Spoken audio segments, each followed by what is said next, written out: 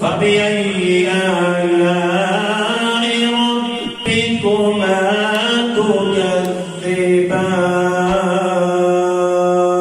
تكذبان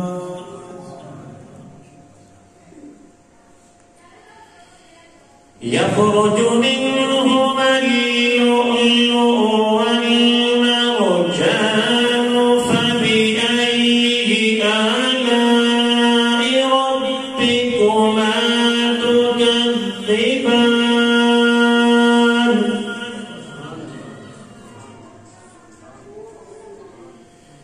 وله الجوار المنشآت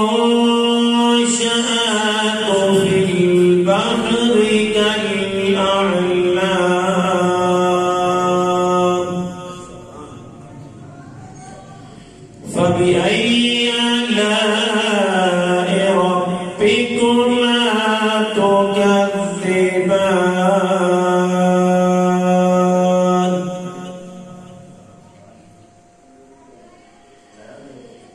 كل من عليها فان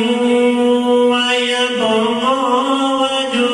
ربك ذو الجلال والإكرام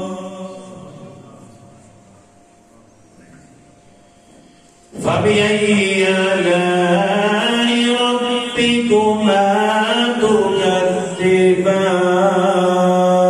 تكذبان يسأله من في السماوات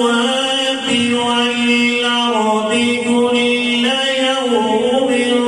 هو في شأن فبأي آلاء ربكما تكذبان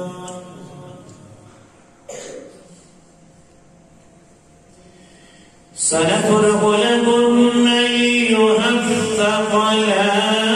فبأي آلاء ربكما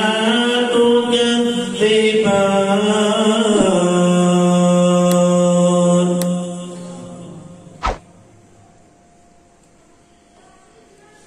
يا معشر الجن والإنس إن استطعتم من تنفذوا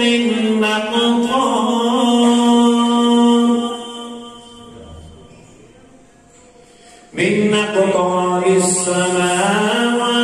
والأرض فانفذوا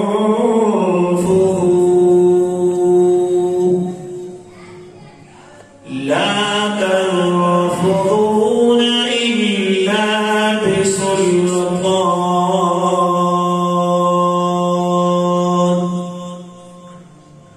فبأي آلاء